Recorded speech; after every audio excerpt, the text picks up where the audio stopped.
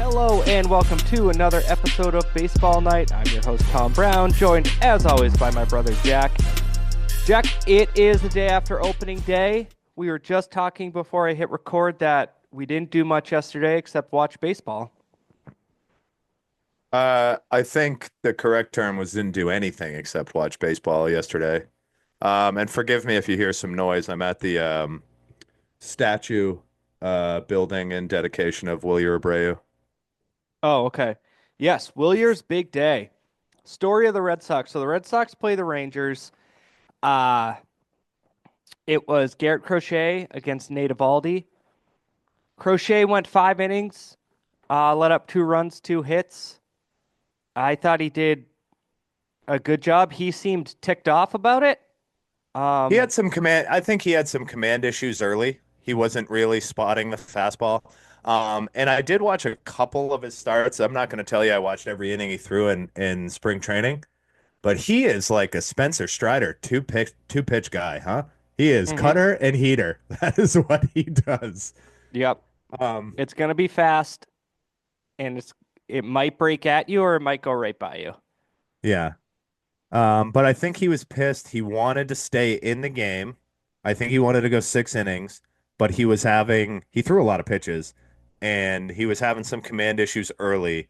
Um, but yeah, I like that on March 27th, your ace and opening day starter is already pissed that he's getting taken out of a game. Yeah, he had 4 strikeouts, 2 walks. I don't care. It was like you said, his pitch count got up there, and they took him out after 5. It's a long season. Give me 31 more of these, and I'm gonna be happy. Uh, so the big story of the day was Wilyer Abreu, who I don't know if you heard, Jack. He was down a couple pounds. I heard it Um, because Dave O'Brien said it in between every pitch. You pointed out last year, in just a quick yeah, tangent, you pointed out yeah. last year that Dave O'Brien keeps bringing up the same topic. And Mm-hmm. I get that people join baseball games at different points, but oh my goodness. If you heard about how many pounds Wilyer was down, you probably also heard that he was the dad of twins. And you Mm-hmm. probably also heard that Garrett Crochet was making his Red Sox debut. And you probably also heard that Alex Bregman has played in a lot of postseason games. It's hitting you over the head every inning, every at bat, every play they Yeah. make. It was what really got under my skin and made me notice it was how many times he said Kike Hernandez has a career in Hollywood after baseball. And that's where I was like, he says it twice a week. I'm surprised that any of his broadcast partners haven't said, "Yeah, you mentioned that." That'd be unbelievable. Uh it's but anyways, he comes in, Sorry, he ties story up of the to game. Willier. He Wilyer Abreu, Sox are down 2-1. He hits a homer, ties it up 2-2, and then Leans later in on the that game, first home run. He leaned into that first home run. He knew it too. Had the back, the Fat Joe lean back, flip that mhm, sucker. That first one was an absolute rocket, and I think the second one he hit was even harder. yeah, into the gap. That was after Christian Campbell got his first career hit. Story walked. Campbell got a base hit, and they brought in David Hamilton to run, but they didn't need it. Wilyer Abreu, who's currently batting 1,000 with a 4.0 Real good game. Four really OPS. good plate appearances yesterday for Willier. And not to sound like Dave O'Brien, he did start spring training late. He was sick. Like we joked about it, but he was sick, missed a bunch of time. They thought he was going to start on the IL, and no, he comes in day one. I It feels very 2018, 2019 when a ball goes into the outfield. I don't think it's going to hit the ground with him actually out there, and then Rafaela where he should be in center and Duran in left. So we've talked about the Rafaela thing, which is you can hear national guys who have a pretty good handle on baseball talk about the Red Sox, and they don't bring up the fact that Ceddanne Rafaela was the first player since 1900 to play 60 games in center and 60 games at short last year. Um, is he like he had the one where he didn't see it that it hit the wall, which is a tough play yesterday, but the way he glides to a baseball is Mhm. very Jackie Bradley, like, oh, he's got it. There's like he sees it and he knows how many steps it's going to take to get there, and he's got it. And the Texas Stadium sets it up nicely because they have just wide shots. Yeah, Um, it's a big actually, outfield. speaking of Abreu, he had a play yesterday that was so smart. He stood there, camped under the ball. Jake Berger was on first. I forgot who hit it. It bounced off the wall. He just turned around, made a perfect play, carry him off the wall, perfect play, threw it to second. Berger didn't get to third. Yeah, It was a single, and Berger advanced one base because he totally deked him by just standing there knowing it was going to go off the wall. And now, I mean, very easily could have gone out. It was pretty close to a homer, but it wasn't. It was just a great play. And Wilyer Abreu is only in his second year. He yeah, Gold was Glover. a Gold Glover as a rookie last year. So You know, if we Tom, want to overreact, if he carries the bat further this year, forget about it. I was just gonna say, I hope that he enters this season kind of pissed off that he was just not mentioned in the Rookie of the Year conversation last year. Because you and I think he should have at least got some votes. Um, but yeah, I think Merloni pointed it out. He said the defense that the 7, 8, 9 hitters play, and I think it's Wilyer, Wong, and Rafaela. I think he was singling out Wilyer and Rafaela. But he said if you add any offense to that, you're talking about major contributors on a good team. And the way that lineup goes, it's pretty unrelenting, even Yeah. with Campbell's first start and Rafaela still figuring it out. But like it's a pretty nonstop lineup with speed almost everywhere. Yeah. 2-3-4 had a tough day yesterday, but I mean, it's one game. Who cares?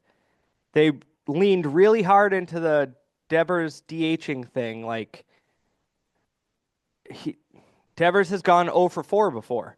It Yeah, I saw a tweet by or Skeet, excuse me, by I think Pete Abraham who said the Devers being the DH is not news. He did not play a single inning in the field all spring training. Like right. that's it's not news He's to anybody like outside. I mean, the only reason it's news is because he came to camp and said I'm the third baseman. right. And then um, Wednesday, Cora just cleared it up and said straight up, Alex plays third and Devers is our DH. Didn't mince his words, didn't say when Devers gets healthy. Nope, that's the fact. And Yeah, I mean, good. it was a That's minor a play that Devers probably would have made, but there was like a jam shot, dribbler, bloop, and I was so certain that it was just an out when it went in I between the don't pitcher know. and third base. I don't know that Devers would have made that play. I know exactly what you're talking about. I will say though that this is the first time probably since 2019 a ball can be struck hard and I'm just like, oh, it's going to get caught by somebody. They have a good defense. It's severely upgraded their defense. Even Yeah, Christian Campbell at second with David Hamilton giving him a spell. That's good. That's good defense. and an inevitable Trevor Story injury. The way Mayer was playing at the end of spring training, you just have a guy you can fit in. In an outfield injury, you have a guy that can just fit in Who's with slated to be Roman Anthony. like the guy too. Um, I thought Trevor Story got hurt yesterday when he stole second. He I he did too. slid awkwardly, and I'm like, I oh did too. God. I was like, oh, here we go. But Uh, no, I don't want to speak the Trevor Story into existence because I know he's a team leader. But yeah, you're right. This is again, they seem organizationally sound and ready for what will happen for the first mhm. time in a very long time. And what you love to see are the sixth and seventh just being handled by Garrett Whitlock. I have been on this high horse for like 3 years now. The eighth was Chapman, and Slayton got the save. Now they did say if it was maybe left, right, left in the ninth, they would have probably switched Slayton and Chapman. But Slayton looked pretty closerish yesterday. Yeah, we talked about it last week where you said by committee is your favorite, is your least favorite phrase in sports. Um, but I think the way Cora manages is it's not so much by committee, it's matchup based. Like this is the lane or the pocket I want Aroldis Chapman to face at the end of the game. If it comes up in the seventh, Aroldis Chapman's going to be out there in the seventh. This is who I Hmm. want Slayton to face. So it's not he will I doubt he'll say by committee, but he'll say it's matchup based, which is in my opinion the same thing. But yeah, Yeah. you called it last week on the prediction show, and like you just said, Justin Slayton looked like a closer yesterday. He came into the game, he pumped Ched, and he made the Rangers look off balance, and that's exactly what you're looking for at the end of the game. Yeah, and again, one game they could have lost that game 3-2, and we'd still be like, well, this we were happy. You just texted after it was done. Well, that I'm very happy this is back. Um, so there are two little bits of news. Masataka Yoshida went back to Boston and isn't with the Woo Sox. He has a sore back. I'm wondering if this is going to be a long, lingering injury. There just doesn't seem to be a place. So on uh the skeeting beat writers for the Red Sox, the beat skeets, uh Okay, well, well play. we have like somebody mentioned, I think it was Pete Abraham, it might have been Jen McCaffrey, but they said there's no rush for the Red Sox because once he starts a rehab assignment in Worcester, it's only 20 days. The clock starts ticking immediately. So, I mean, Masataka Yoshida is not a bad major league player. He can hit. However, there's no room on this roster for him. That is a move that Craig Breslow inherited. Hmm. Um, and he has a sizable contract that's not really easy to move. But at this point, get him healthy.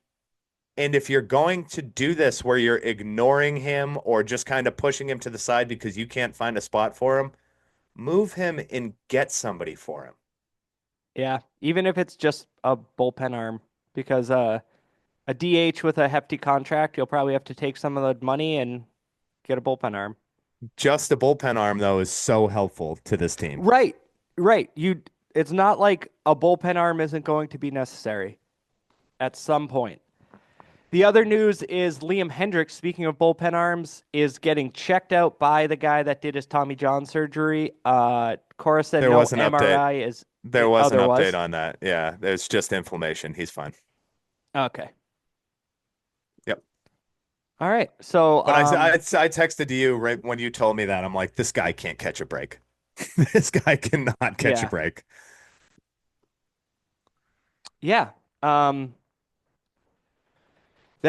I mean, we can't spend the whole day talking about this one Red Sox game. We liked it, because they won. It Yeah, lined up I perfectly with five out of your starter, and then your bullpen set up perfectly. So, it, you know, hopefully it's a good thing to come. I mean, the improved fielding is something we've talked about since the very beginning of this podcast, where it's just like they can't catch the baseball. And now it looks like, for the most part, they look like a team who's defensively sound. And obviously, a lot of that has to do with that left side of the infield is Story and Bregman, um, who just eat ground balls. So, yep, very happy with how they looked around the league. It was kind of weird. Not all it's opening day, so you don't get like Garrett Crochet is not going to go 8 and strike out 12. Like that's right. not happening on opening day. Like even if he had So, his best stuff, Alex Cora is not letting him go out 8 innings. Can I ask you a question? Sure. It's opening day, Hmm. Major League Baseball. Why aren't they staggering games? Start the Tom, Yankees at 1 o'clock. Like Tom, if you're I, gonna make the Yankees the AL pennant winners be the first game of the day at Yankee Stadium, great. Do it at 1 o'clock. You or start a noon. game at 3. Yeah, but even if you do 1 o'clock, 2 o'clock, 3 o'clock, and then a chunk at 4, that's get Tom, I eyes don't get there. it. I don't get it. Last night I was like happy. I was happy to see the Arizona Chicago game was on late because I didn't think there was a late game on. Um, I don't understand it. It's like, uh, do you watch any Apple TV shows? I watched Severance. Okay, I so haven't watched the. Severance, Ted Lasso, The Studio, there's a bunch of good ones. They don't advertise them. And you're just like, why doesn't anybody know about these shows? And it's because they're just on Apple TV and they don't do any advertising for them. And it's like more people would watch this if you made it more readily available. You know when that Yankees game should have started? Noon. Then Baltimore, Toronto, Boston, 2, 3, 4. Like all of those teams should have gone staggered so you can flip around and get a March Madness experience on day one. What make MLB TV's big inning work like it's supposed to, like Red Zone, where you're bumping around. Hey, now we're checking in. I mean, Paul Skeens versus Sandy Alcantara should have been on it wasn't necessarily a well pitched game for either one of them, but it should have been on some national TV where it was advertised like, hey, 3 p.m., two for a rookie of the year and a Cy Young winner going battle. Like, I don't get how they don't advertise for these games the way the NBA does. I don't get how they don't put more into making this accessible for TV watching all day. But yeah, I agree 100%. I don't understand why they weren't staggered and how pretty much every game started at 4. And this morning he texted me and said the first baseball game today is on at 4 p.m. Yeah. I, why? I don't I know. just I don't. mean, I used to live in on the West Coast. I would have appreciated a game that started at 9 in the morning on opening day where I could literally just turn my TV on after breakfast and be like, okay, let's go. It's like they just decided we're going to do the opening day festivities, everything, and then we're doing our normal schedule because it's It four also doesn't look o'clock. like everybody's playing today. No, well, they always do that. They build in for rain days on the East Coast, like for the Yankees. Um, but like it's 4:10, Rockies Rays. I'm gonna be honest. I'll probably put it on, but Kyle Freeland versus Ryan Pepio is not at the top of your MLB in a TV minor league list. stadium, I'm not gonna be locked in. But then the next game doesn't start until the Apple TV game, Blue Yeah, it's Jays the Orioles, Baltimore Toronto. Yeah, and the Red Sox are on an hour after that. which actually I gotta say kind of works out for me with the old bedtime, so that's all right. Sure. But yeah, it's interesting to do that on opening day, make it a bigger Opening deal. weekend. The whole So weekend is like that, where it should just be, guys, there are people who like this game and want to watch it. What do we got for matchups tonight? Nothing great. Hulk versus Jack Leiter is probably the best one. Charlie Morton versus Kevin Gossman will be good. There's yeah, some there's I some out there. Jack Flats versus Yamamoto. I like that one. but back to yesterday. We can just Sorry, breeze sorry, through sorry. some things. Uh Yankees won. Um I was watching this on my phone and I said to myself, I shit you not, this all went through my head. Why does Aaron Boone do stuff like he leads off a game with a catcher? And then Austin Wells hit a home run, and I was like, Don't don't do that to yourself. Austin Wells hit a home run that was only a home run in Yankee Stadium. yeah, I know. Devin Williams had a 36 pitch save. I I just let's I am so done with the Yankees already. And you know what happened, Tom, is through the MLB app you can watch uh MLB Network. Yeah. And I accidentally stumbled on somebody making bold predictions. You know, morning loudmouths. Hmm. Uh, I heard that the Dodgers are going to miss the playoffs and the Yankees are going to overachieve and win 110 games. And that just instantly put me in a sour mood for the Yankees. And then they're the first thing I see, and then I hear Austin Wells hits the home run, and I'm the only thing I can think of is Aaron Boone trying to do his Joe Madden impression. Um, and I I can't help but root against the man, and I hope it all backfires in his face so hard. So Yeah. don't question So yourself. It's Austin not. Wells had a 322 on base last year, which is fine. But I was like, if you're gonna go, if you want to mix it up lefty, righty, lefty, why wouldn't you put Jazz Chisholm there? Don't you want Jazz Chisholm to get more at bats in a season than Austin Wells?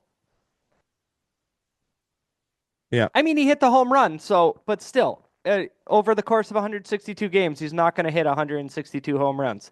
So I just think base running wise, overall ability wise, Jazz might have been the better pick there, but I was just like, this is a catcher. This is just way too funky for me. But they won, like you said. Uh, Devin Williams struggled against his former team, but did get the save. Another thing about that game, Jack, Carlos Rodon was pitching and had a beard, and I was like, this is it is a little weird. Like, I don't care that the Yankees can have beards now, but I was like, it is a little weird. Um, I hate that ruling. I've hated that they can't have anything other than a mustache for a long time. I hate the fact that they changed it and people are talking about Carlos Rodon's beard. I it's day one and I'm over the Yankees. I'm over the 2025 Yankees already. All right. Um, and Coming I'm in sorry. hot. I mean, I don't I like them, just but I can't I don't like last night I was thinking like I was watching the game with Johnny, the Red Sox game, and they showed a clip of the Yankees winning, and I just had the most disgusted, like guttural, like ugh.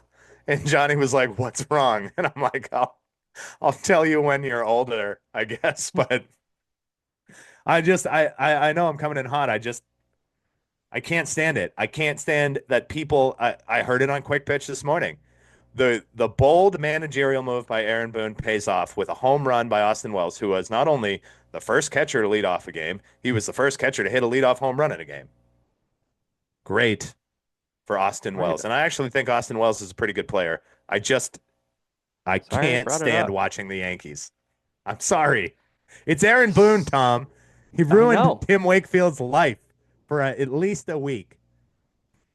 Oh, probably a year. Yeah, well, that's why I said at least. All right. Jeez. Um, Orioles smoked the Blue Jays, and Tyler O'Neill hit a home run the sixth straight opening day. That's insanity. That is crazy and like really unbelievable. But I just want to point out, do you watch Brooklyn Nine-Nine at all? Oh yeah, There was a homicide life on the streets episode where it was just like Sterling K. Brown was a guest and yeah, and it he was a was dentist. yeah, it was Holt and Peralta he Holt goes off about being a doctor and a doctorate and he's yelling at the guy and then he just cuts to him and he goes, apparently that's a trigger for me. So when you say something good Aaron Boone did, apparently that's a huge trigger for me.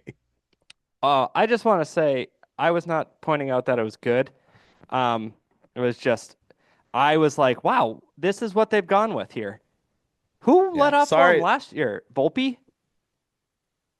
Uh I don't even remember. It towards the beginning of the year it could have been TJ LeMahieu. Hmm. Um, other not nothing big out of Phillies, Nationals. Mackenzie Gore pitched well, and then Schwarber and Harper hit home runs, and the team exploded. Mackenzie Gore, Jack, you see what he did? Not Mackenzie Gore, sorry. Um, wait, Is that who I'm thinking of? Did he have the 13 strikeouts or whatever? I did not see that. Yeah, he did. No, yeah, Mackenzie Gore 6 innings, 13 strikeouts. Yeah, one hit against those Phils. But Damn. know what was kind of a theme, Jack? I feel the Aces not, and now this is game one. You're gonna see it. Aces not being super sharp. Yeah. Reagan's was good, but Sale, and Scooble. Scooble all were just like a little meh. Yeah, Even I noticed Skeens. that. Skeens had, well, he only gave up 2 runs. Again, I Yeah, think that's true. That's nobody's true. given him the Seven Ks. leeway. I loved, oh, Tom. We'll get into it in a second, but uh nobody's going to give him more than 6 innings at the start. So Skeens went out for the sixth, and then he gave up another run, and they pulled him. Yeah, I think that I texted you this morning. This weekend has a lot of like Patriots winning week one of the NFL vibes, where it's just like, well, that wasn't supposed to happen. Hmm. So like Tarek Skubal had to go against the Dodgers. Like that's not Right. a good matchup for anybody. I Um, was stoked about it though. I was hoping he oh sure. just So was dominated, I. but He did. He looked good. He looked pretty crisp. I mean, he obviously got Otani'd, but who doesn't? he didn't. Oh no, that wasn't him. He got Tommy Edmond. Yeah. And Teoscar Hernandez hit a 3-run homer off him. But yeah, it's classic, you know, built up. Here's a day all the aces are gonna pitch, and they didn't fare well. Sale went 5, 6 hits, 3 earned, 1 walk. Like not terrible, but wasn't any sort of dominating stuff, and he got to pitch in San Diego. Uh, yeah, the two guys that I would say that really had good days as starters were Logan Gilbert, who I really like, um, Part of the best rotation in baseball. Justin Steele, he was good yesterday. Um, even Gallon got beat up. Gallon did get beat up. I watched most of that, most of his start, because I think I fell asleep around the fifth or the sixth inning of that game. But um, you know what? I know we touched on it that they were going to make the playoffs. Both teams, the Diamondbacks and Cubs, they are fun lineups to watch play baseball. We Yeah. touched on Kyle Tucker being a hell of a baseball player, but Seiya Suzuki can play some baseball too, and he is a fun Hmm. at bat to watch. Yeah. And I like Justin Steele, just solid. He's just a solid pitcher. Your boy, what'd he do yesterday? Hunter Green went 5, struck out. I'm gonna have to. I'm gonna be. Oh, Yeah, most of see, like I think that most of the oh, starters didn't even finish in. He struck out 8 in 5 8. innings. I mean, Yeah. Hunter Green's got that heat, but I think most of because they didn't go long, and I think it's not going to be until the end of the April that you'll probably see guys go 7, 8 innings. Hmm. Um, everybody's got the Dave Roberts like we don't need a perfect game right now. We need you to be ready at the end of the year Yeah. Sure. mentality, which is again, a lot of people just coach to not lose their job, which is tough business that you're in, but that is kind of what like I view all those moves are like, oh well, if he gets hurt later, I'm gonna get fired. Cool. Uh, the big signing started off his Mets debut. Juan Soto with 1 hit, 2 walks, and that's just Juan Soto for you. 1 for 3 with two I've walks. heard I've heard some absolute Juan Soto slander uh in the past few days. Just about how he'll never live up to that contract. Uh I don't understand baseball fans or sports fans in general's obsession with how much another person makes and if they're worth that. We're not paying them. It's not our Yeah. money. It doesn't affect anything we do. You can hear the president of the Red Sox lie to your face and say that we need to increase prices at the stadium to pay for these players, but that's not even true too. Um, so just get over it. All right.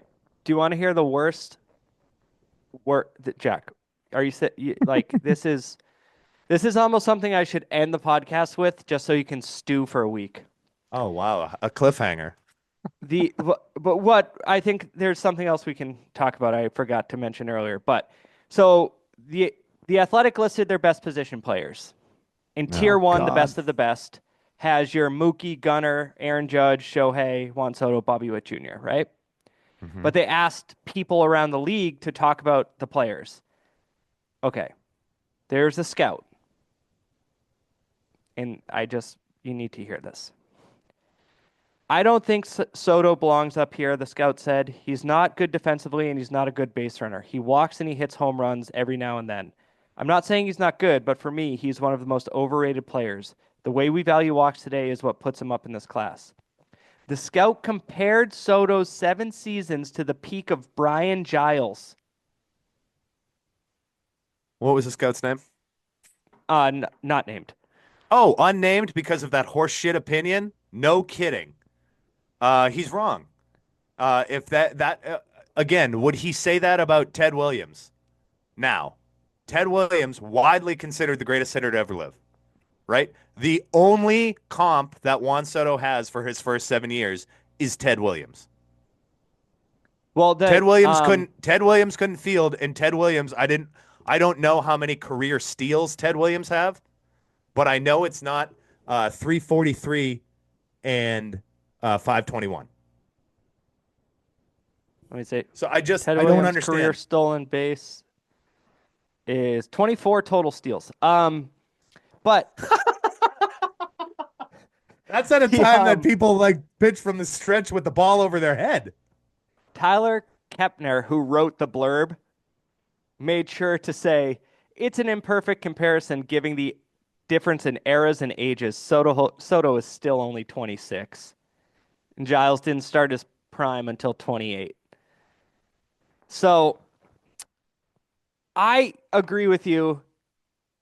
Wow. If Wow, you fire me up so everyone early in the morning sometimes.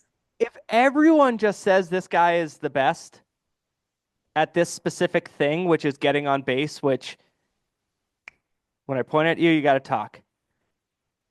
It's Yep, from there you go, Moneyball. Moneyball. He gets on base, but he also has power. And whatever team you are a scout for, would you want Juan Soto on your team?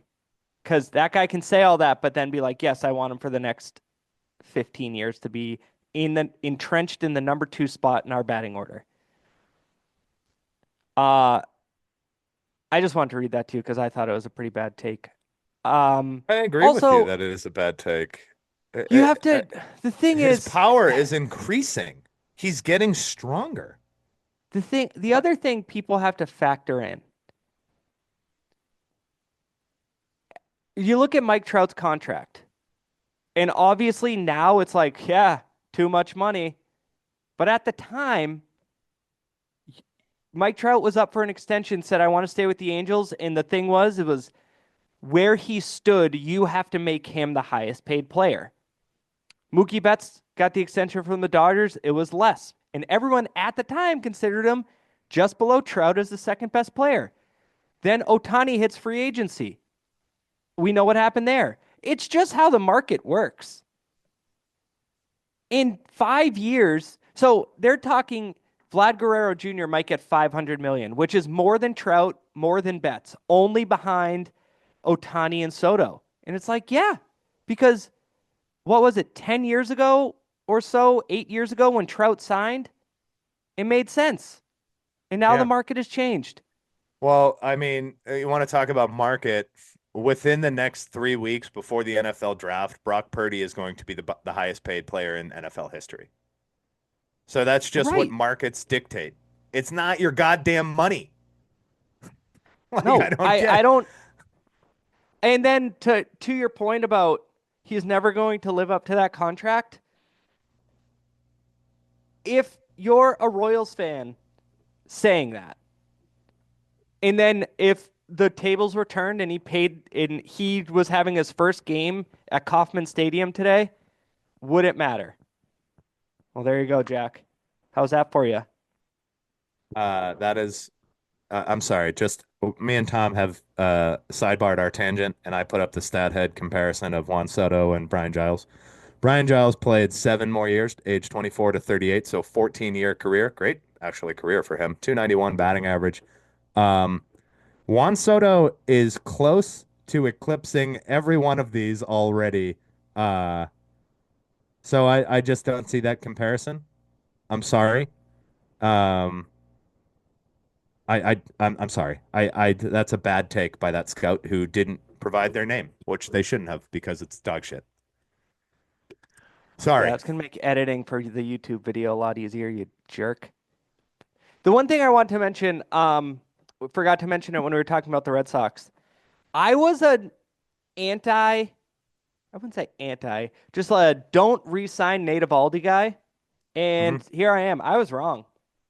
He was great yesterday. He's just been consistently good. He got bit by Yeah. home runs in his last year with the Red Sox because that happens at Fenway. And um, I'm not saying they should have totally re-signed him, but I just like my scouting of him was wrong. So I thought they'd extend him after the 2018 World Series, and No, they then they did. traded him. Yeah. No, I think his contract ran out in like 21 or 22, and then he signed with the Rangers. Oh, I thought it was a trade. Okay. Yeah, he's a good pitcher, and I was when you said at the very start like Evaldi versus Crochet, it was like a surprisingly good pitching matchup. Yeah. Like Nate Evaldi still has it.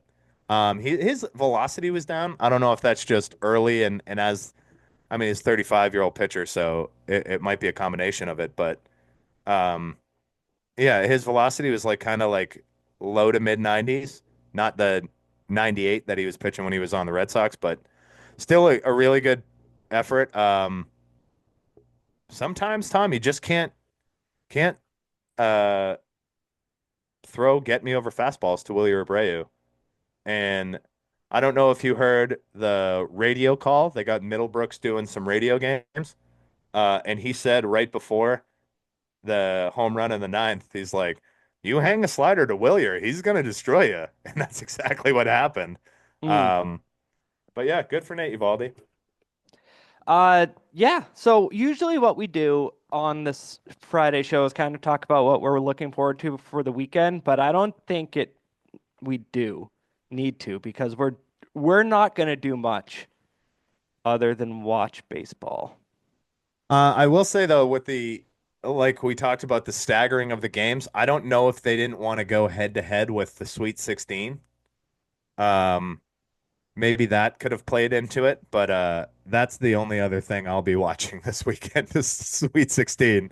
But other than that, Yeah. I'll be highly focused on Major League Baseball. Um yeah, it's I don't know. We got Cortez versus Freed. That actually would be a good one on Saturday just because Cortez going against his old team and Freed was their big free agent signing. Yep. Um Verlander and Scherzer both get their first starts on Saturday. Interesting to see what they have in the tank. Imanaga versus Brandon Fat. I wonder if Fat can he was a big prospect, so I'm interested. And it seems like anytime the Mariners play, you're gonna be like, oh, good pitching matchup there because one of the Mariners pitchers. I was just Um, thinking that. Like on Saturday, there's Bryce Miller, and it's just like, yeah, I'll watch Bryce Miller pitch. Dick Fitz versus DeGrom on Sunday.